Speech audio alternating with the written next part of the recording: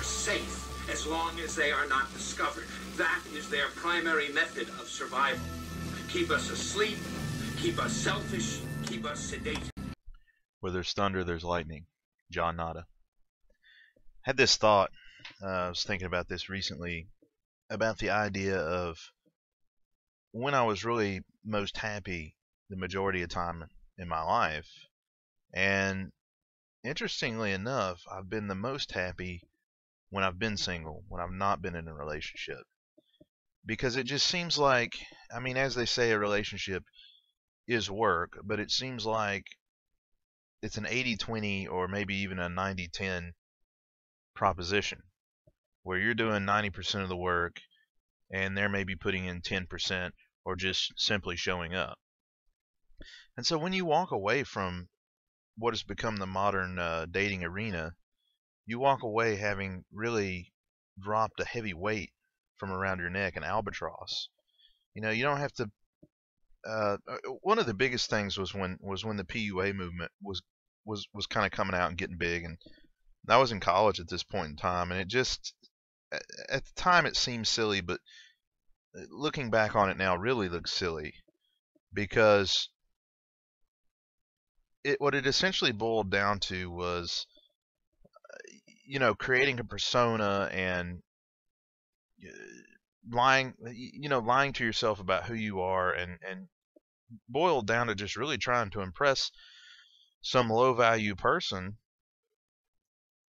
you know, at the expense of your own personhood and who you are. And, you know, really having, I mean, almost like a part-time job for some of these people. You have to read the material, you have to work on game, you have to do all this stuff.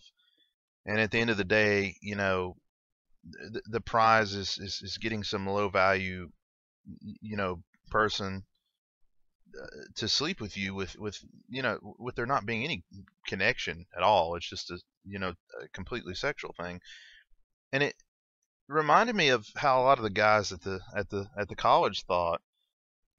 It seemed like a lot of, and I remember hearing one of my friends say, you know, I wish I could just find the person I'm supposed to be with, or just find the person that I'm supposed to marry, so that I could just quit wasting so much time on trying to date girls and trying to, you know, build my attire in a certain way, and trying to lift, to build my physique in a certain way, and learn game and this, that, and the other. I wish I could just find this person so that the search could be over, I could be done with it, and then I could really focus on things that I'm really interested in, whatever it was, fishing, philosophy, whatever. And it, you know, really brought home the fact that, you know, much of what a lot of time and effort was spent in doing things not for ourselves or for our own improvement in life, but rather to impress another person who at the whim was going to toss you aside the minute something better came along. And just the stress and the amount of pressure that must be, and was, in a very large sense, you know, going out and trying to meet women, or you know, while in college, trying to approach girls and convince them to go on a date, or online, you know, spending all this time, energy, and effort trying to game somebody through text and then meet them, and then, you know, at the end of the day, I mean, what do you really have to show for it? And so it just kind of brought home this simple idea of, really, even when I've been in relationships, I've really just been much happier on my own than I really ever have been being in a relationship with somebody else. Because then once you have the relationship, you have to maintain their happiness, and, you know, you spend time with them, spend money on them, try to come up with ideas for dates, ideas for things to get them for their birthday, Valentine's Day, Christmas, this, that, and the other. Walking on eggshells around them, you know, trying to, I guess, maintain this image of yourself that would be appealing to them, and rather than just going off and being who you are, and being interested in the things that you are, because oftentimes you've met this person on false pretense anyway. I mean, you've built this persona, or you've withheld certain things about yourself, so that way they might be more inclined to like you. I mean, they might not think that you're all that interesting of a person if you say that you're into studying, philosophy or religion or whatever, but instead you say, maybe something, what whatever something maybe mainstream is. And so, like, you never really want them to get too close to who you really are. And so, and they talk about this in the other spheres of thought about holding frame, and you don't want to appear too weak, and I don't know, it's all really just very rather exhausting just reading about it and thinking about some of the things that I've done in the past to maintain a relationship with somebody. And at the end of the day, they're not even really there for you, for who you are as a person, but rather for whatever feeling you give them or whatever maybe status they get from being with you. And of course, the minute that those things are gone and no longer present, they are nowhere to be seen. And so you've invested a lot of time and energy and effort and into something that wasn't a long lasting investment. So it just seems to me, one, I pity anybody doing the dating thing these days. It's just such an incredible waste of time. There's nothing interesting about 90% of the people out there you're going to meet. And it's just, the game is not worth the candle, as they say. And I think a lot of people are just waking up to that fact.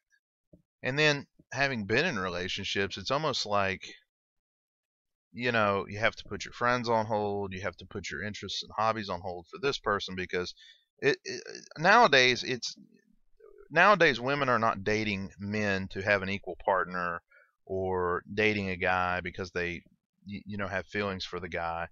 They're not looking for a boyfriend. Women are looking for an entertainer. They're looking for somebody to make them laugh, entertain them.